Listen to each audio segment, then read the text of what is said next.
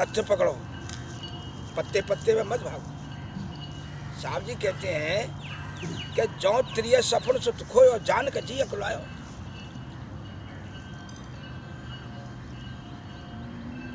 और जाग परी पलका पे पायो भूखों गयो ना आयो।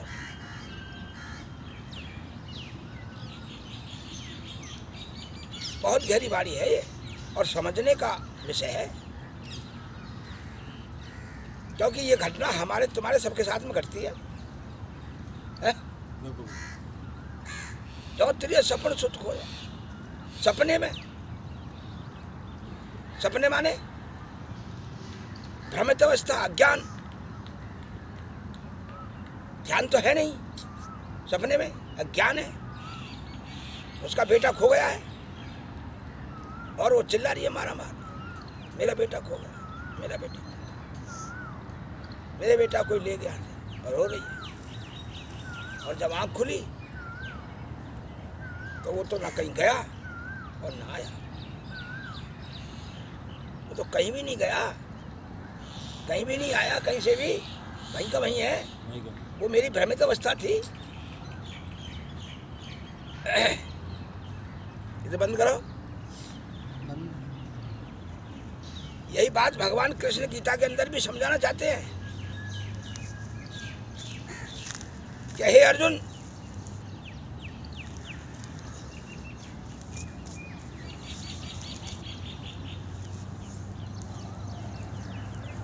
इस जीवात्मा के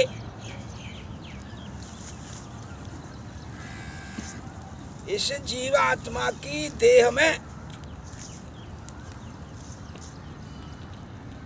हे अर्जुन, जिस प्रकार इस जीवात्मा की देह में कुमार, युवा और जरा अवस्था होती है, समझने का प्रयास करो। उन्हीं इसी लेवल पे ही जीवन व्यतीत हो जाएगा, जिस लेवल पर जीवन जी रहे हो। अपनी लेवल को उठाओ, अपनी सोच को उठाओ थोड़ा सा। अगर इस सोच में ही जीवन जियोगे और जीवन व्यतीत हो गया तो गए खड्डे में, कोई बचाने वाला माई का लाल नहीं है। अपनी थोड़ा सोच को ऊपर से उठाओ। यही बात भगवान कृष्ण समझाना चाहते हैं। यही बात साहब जी ने समझाई कि जो त्रिय सपन सुत खोयो जान का जिया कुलायो और जाग परी पलका पे पायो वो कहूँ गयो ना। वो तो कहीं गया ही नहीं, कहीं से आया ही नहीं। कब? कि जब मैं जग गया, जब मुझे ज्ञान हो गया। और जब मुझे ज्ञान नहीं है तो मुझे तो ऐसा ही लगेगा, ऐसे लगेगा कदे गया, अरे मेरा बेटा ले गया कोई उठा के। वो मेरी अवस्था भ्रमित अवस्था है, स्वप्न अवस्था है, हकीकत नहीं है। जैसे इन्होंने अभी वाणी डाली, क्या बोला आपने? यह ब्रह्मभूत सकल जग खाया। यह ब्रह्म, ब्रह्म माने जैसे स्वप्न, क्या क्या कह रहे हैं साहब जी? और भगवान कृष्ण ऐसे कह रहे हैं कि यह ब्रह्मभूत सकल जग खाया और जिन जिन पूजा तहाँ झहराया, अंडन पिंडन प्राणन देही, काट काट जी कौतुक देही। ये भ्रम अवस्था है ना, भ्रमित अवस्था। ये भूत प्रेत जिंद ये सब मेरी भ्रमित अवस्था है। भगवान कृष्ण भी यही लाना चाहते हैं। वो कह रहे हैं कि हे अर्जुन, जिस प्रकार इस जीवात्मा की, जिस प्रकार जीवात्मा की कुमार युवा अवस्था होती है इस देह में, हे अर्जुन, जिस प्रकार जीवात्मा की इस देह में कुमार युवा अवस्था और जरा अवस्था होती है। बात नहीं समझ में आई? जीवात्मा में कोई देह नहीं है, कोई कुमार अवस्था या वृद्ध अवस्था या युवा अवस्था नहीं है। ये तो लेकिन फिर भी कृष्ण ये कह रहे हैं कि जिस प्रकार जीवात्मा की इस देह में, इस देह में मिली हुई है, कुमार युवा और जरा अवस्था होती है, उसी प्रकार ये शरीर जन्मते मरते हैं, ऐसा लगता है, ऐसा लगता है लेकिन है नहीं।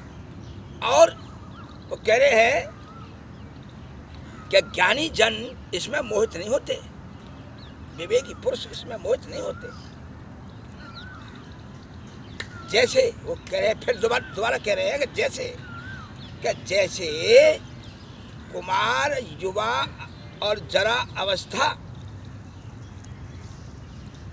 स्थूल देह की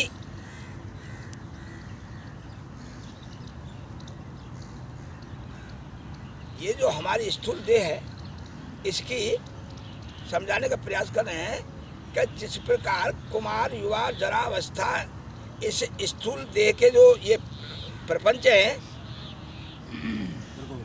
ये अज्ञान से आत्मा में भासते हैं।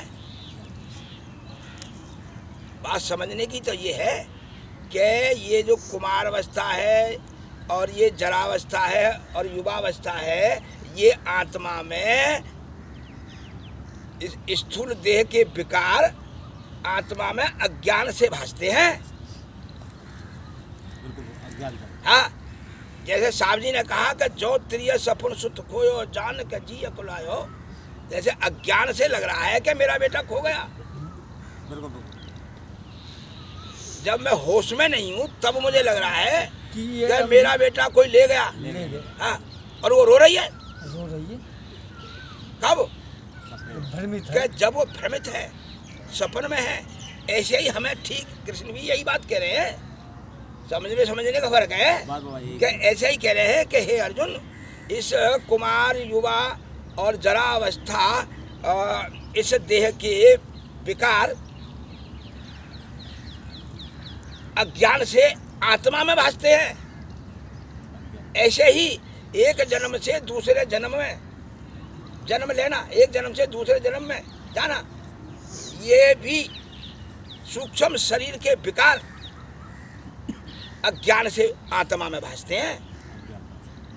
जिन लोगों को अपने होने का ज्ञान नहीं है, उनको ऐसा लगता है कि यह कोई भूत है,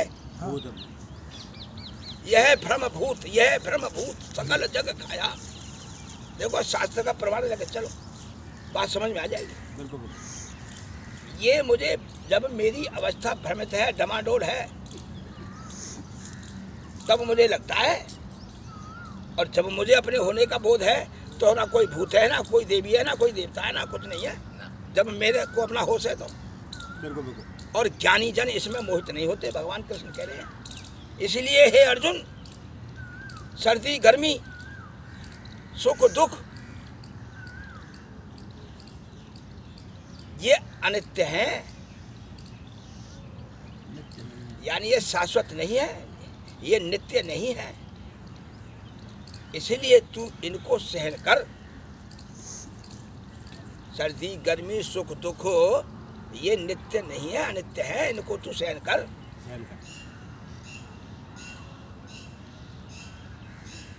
तो भैया कहने का भाव ये है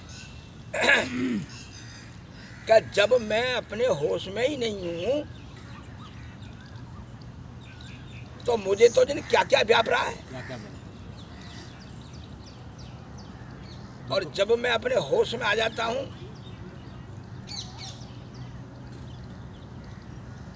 तो ऐसा कुछ भी प्रपंच तो नहीं है कि है? नहीं। ऐसा कुछ भी प्रपंच नहीं, ये तो मेरी अज्ञान अवस्था है।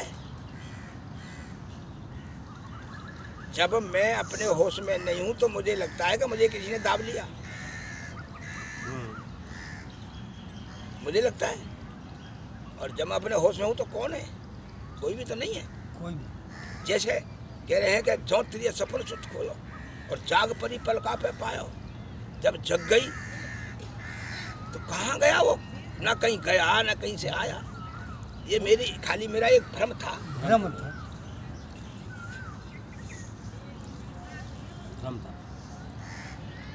तो भाई कहने का भाव यह निकल के आता है कि हमारे जो संत हैं, महापुरुष हैं, हमारे गुरुजन हैं,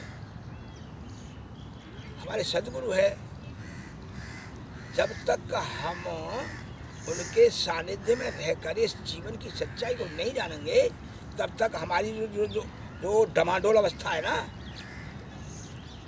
डमाडोल भयभीत, तो वो जीवन हमारा भयभीति कटेगा। अब तुम यहाँ देख रहे हो ये क्या हो रहा है, ये सांड, ये गाय, ये भाग रही है, दौड़ रही, क्या हो रहा है? ये भयभीत ही है। भयभीत है। इनको भी मौका मिला था, इन्होंने वो मौका गवा दिया और आज एक दूसरे के पीछे भाग रहे हैं। नहीं देख रहे तुम? इसमें शांत होने का मौका मिला था मनुष्य शरीर में, जीव को। ऐसी बात नहीं है कि उसको मौका नहीं दिया। लेकिन जैसे अब तुम्हारे दिमाग, तुम्हारी खोज कहाँ है, तुम्हारा पड़ाव कहाँ है, तुम्हारी समझ का ठहराव है कहाँ है? आप देखिए, हम तो खुली बात कहते हैं भाई, अगर तुम इस लेवल पे जीवन जियोगे जिस पे अब जी रहे हो, तो इस लेवल पे तो जन्म मृत्यु है। जहाँ तुम्हारा अब ठहराव है, जैसे साहब जी ने बारी बोली नहीं, वो जो बाणी बोली, राम राव संशय गांठ न छूटे ताते पकड़, नहीं वो जो बोली है, हाँ बंदे कर ले आप निबेरा, ये छोटी मोटी बाणी नहीं है। समझदार को ये बहुत बड़ा संकेत है। बहुत जब बंदे कर ले आप निबेरा, ये तो आप लख, तू तो लख ही नहीं रहा है, बातें कर रहा है, बड़ी बड़ी बातें प्रश्न कर रहा है, परेशानियां दिखा रहा है बहुत बहुत बड़ी, और जो कह रहे हैं वो तू समझ नहीं रहा है।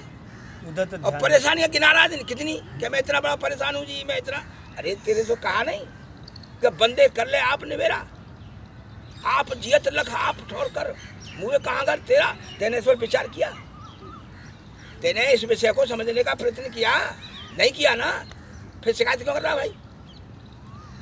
हाँ, अगर तेने इस पर विचार किया हो, मनन किया हो और इसे जीवन में ढाला हो और तू तब परेशान हो, तब बात कर। जब गोली खाएगा ही नहीं, मर्ज कट जाएगी। कृष्ण भगवान देखो, दूसरा अध्याय गीता का उन्होंने जो लिया है, इतना ज्ञान दिया है, उन्हें इतना ज्ञान दिया है समझदार को, क्या भाई देखो, अब मैं कहूँगा कौवा लिख, तो कौवा लिखवाने के लिए कोई वो लेक्चरर आएगा? अरे वो पहली दूसरी क्लास का ही टीचर समझाएगा भाई। क्या कौवा कैसे लिखी जाती है, कौवा पर क्या मात्रा चढ़ती है, किसकी मात्रा चढ़ती है तो वो भी अध्यापक, भले ही वो पहली क्लास का है या दूसरी क्लास का है?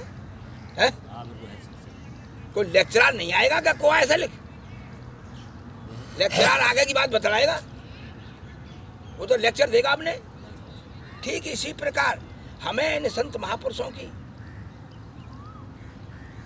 बात पर अमल करना चाहिए, अपने जीवन में ढालना चाहिए, अपने जीवन को शुद्ध करना चाहिए। अपनी दिशा को देखो कि हमारी दिशा जा कहाँ रही है। हम जो जीवन जी रहे हैं, हमारी समझ में क्या है सत्य। अभी हमारी जो समझ है, जिस समझ के आधार पर लेवल पर हम जीवन जी रहे हैं, अरे तुम खुद देखो ना, क्या जिस आधार पर तुम जीवन जी रहे हो, इसमें सत्य क्या है? इसमें तो यही सत्य है कि तू जन्म और मर है जी। भोग कौन मना कर रहा है? भोग और मर और जन्म, ये समझ, तो इस समझ का परिणाम तो यही है। अगर तुमको अपना कल्याण करना चाहते हो, अपने जीव को अधोगति से सदोगति में लाना चाहते हो, तो थोड़ा थोड़ा मन पे तो कंट्रोल करना ही होगा भाई। मन पे तो तुम्हें नजर रखनी ही होगी। ऐसा नहीं है कि तुम मन की साधना नहीं करो और तुम जो है परम गति को प्राप्त हो जाओ या परम लक्ष्य को प्राप्त हो जाओ, नहीं हो सकता। मन को तो साधना ही पड़ेगा, और नहीं साध रहा है तो यहाँ तो वही है, करो मेरा बेटा ले गए, करो मेरे बेटा। अज्ञान में तो यही होगा, रोगे, भटकोगे, जन्मोगे, मरोगे। इसलिए कृष्ण भी यही बात कहते हैं कि अर्जुन, सर्दी, गर्मी, भूख, प्यास ये अनित्य है, ये शाश्वत नहीं है। इनको तू यानी यहाँ तू अपने आप को साथ, हाँ, जिन ज्ञानियों की समझ में सुख और दुख समान हो जाते हैं, उनको ये माया यानी नहीं व्याप्ति, ये माया से प्रभावित नहीं होते जल्दी। और माया से वही लोग प्रभावित होते हैं जो अपने मन को नहीं साधते। भाई जब तक तू मन को नहीं साधेगा तब तक उस गति को, उस अवस्था को प्राप्त नहीं कर सकता जिसकी तू लालसा लिए बैठा है जी।